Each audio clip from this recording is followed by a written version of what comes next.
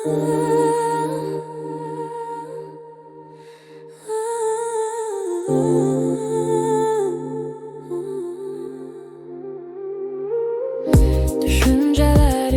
konak olar adasın.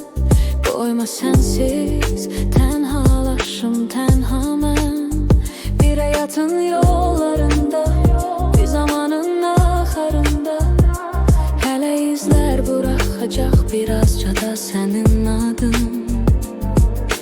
Nədir səndən mənə qalan ikimizin dünyasına? Bir təbəssüm, biraz da qəm hədiyyədir mənə səndən.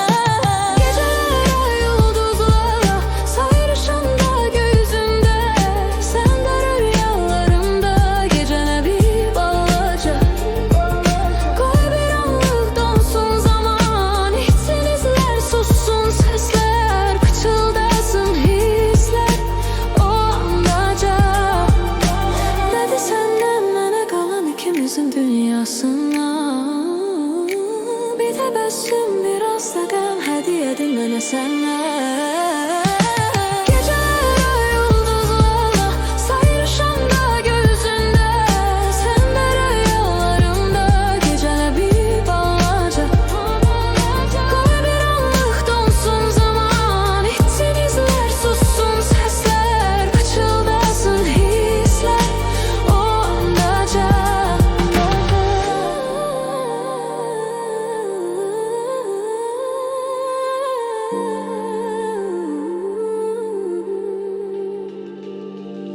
Nədir səndən mənə qalan ikimizin dünyasına?